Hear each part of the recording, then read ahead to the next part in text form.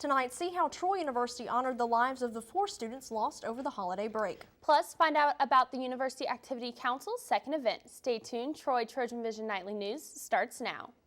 From the high-definition digital production center on the Troy campus, with news from Troy University locations around the world, this is TrojanVision Nightly News. Hello and welcome to TrojanVision Nightly News for January 16th, 2014. I'm Danielle Percival. And I'm Felicia Payne. Thank you for joining us this evening. Over the break, 4 Troy University students lost their lives, and Wednesday afternoon, students gathered to remember those who were lost. Casey Freeman has more details. On Wednesday, Troy University held a candlelight vigil for the 4 Trojans who passed away over the winter break. The visual was in honor of Hao Jiao Sung, Kimberly Johnson, Kristen Fuller, and Jadarius Garner. It's such a sad day for all of us, and to just know that they'll be lifted up in our prayers and our thoughts. I just thank for everybody that came and showed their support and, in remembrance of those who have fallen. And I just hope and pray that, we can stick together as a university. The candlelight vigil brought many Troy students together in order to mourn with each other as a family. We talk about the Troy University family all the time, and we don't just talk about it, it is truly a family. One thing that characterizes Troy, and I've always been deeply appreciative of, is there is a culture of caring.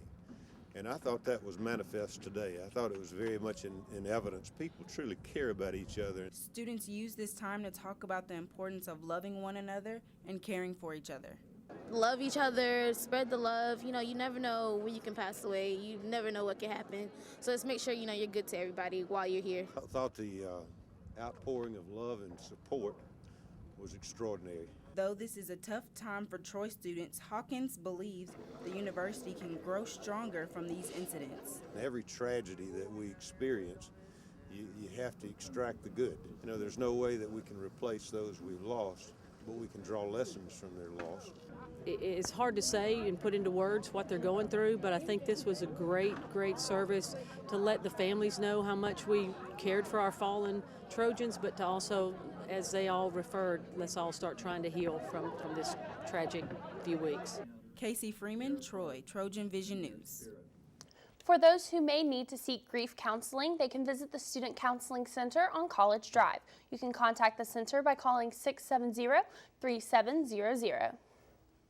Troy University students will celebrate the life and legacy of Dr. Martin Luther King this weekend by taking part in several service opportunities in the surrounding community. The Martin Luther King Weekend of Service will provide service opportunities for students on Friday, Saturday, and Monday. The weekend event is a project of the university's Office of Service Learning and Civic Engagement and gives students a chance to give back to the community.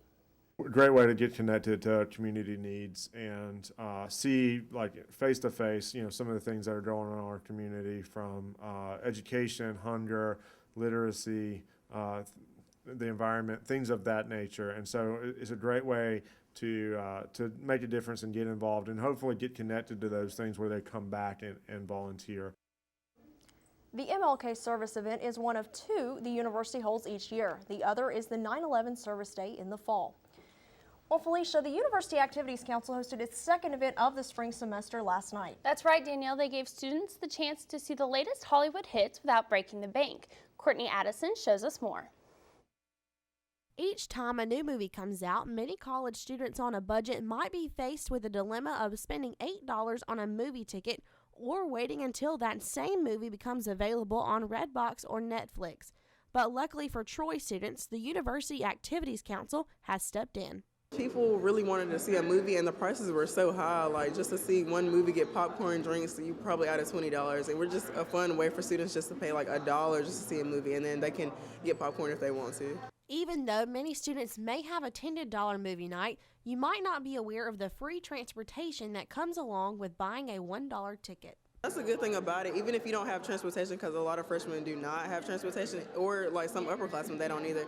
But they will transport you to and from, back to your dorm or apartments if you live close by, so that's always a plus. Shuttle times are posted on flyers around campus and also on the UAC Instagram account. And of course, the UAC couldn't hold this event without the help of the local movie theater Continental Cinemas, whose owner says the event is great for his business. We get to enjoy bigger business during the weekdays where it's normally a slow time of the week.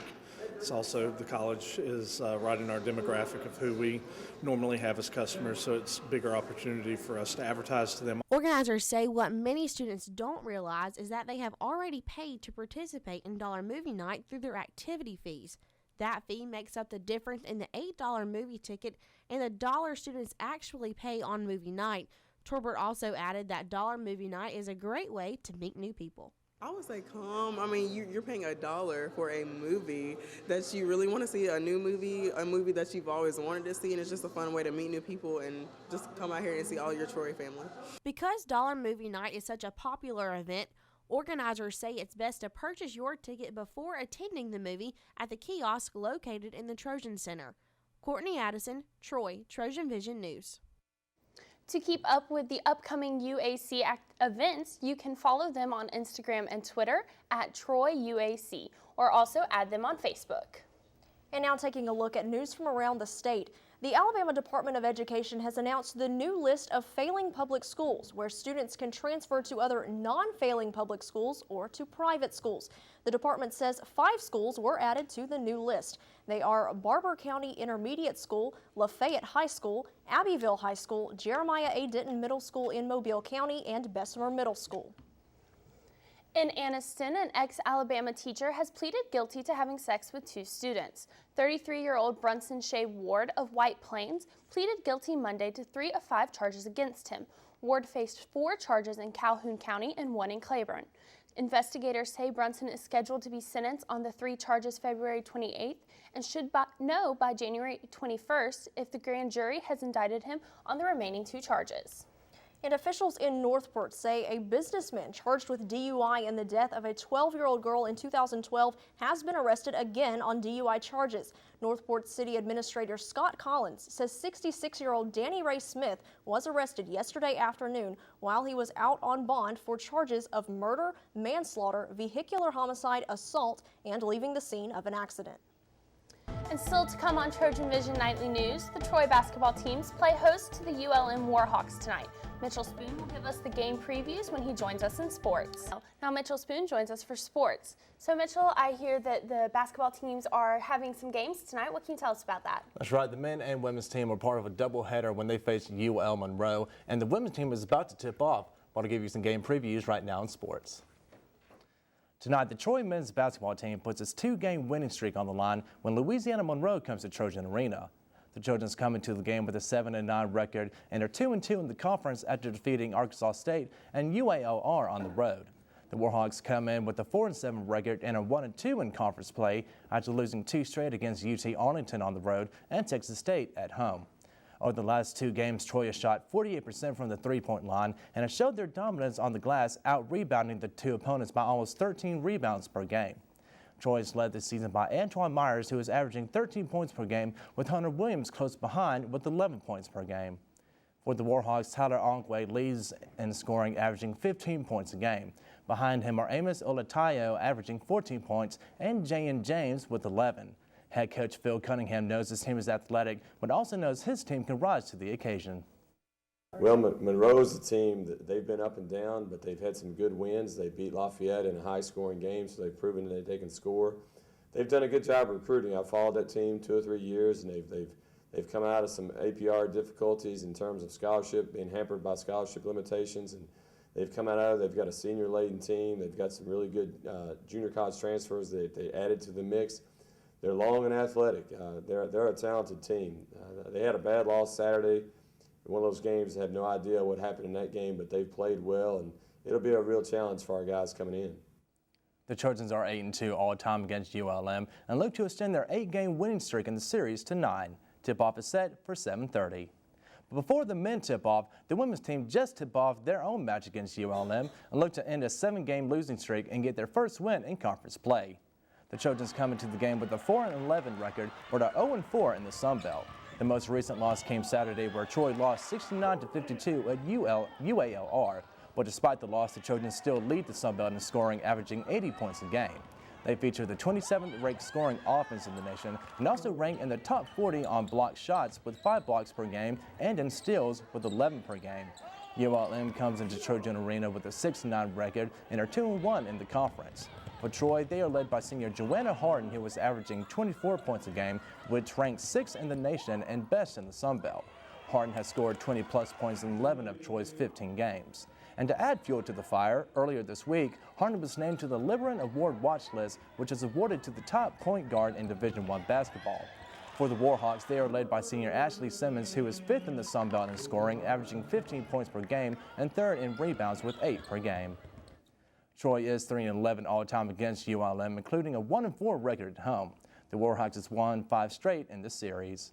And in other sports, the Troy women's tennis team opens its 2014 spring schedule this weekend with 3 matches away from home, including one against a team in the nation's top 15. The Trojans will first take on USC upstate on Friday, and from there they will travel to take on number 13 Clemson on Saturday morning before playing a neutral court match against Charleston Southern that Saturday afternoon. The Trojans are coming off of a 2013 season that saw them excel to a 17-6 record, which includes a 12-match winning streak. So Felicia, Danielle, hopefully the women's basketball team can end their losing woes and the men's basketball team can extend that winning streak to 3 games. Yes, we definitely wish them the best of luck as they go into their games tonight, and thank you. You're welcome.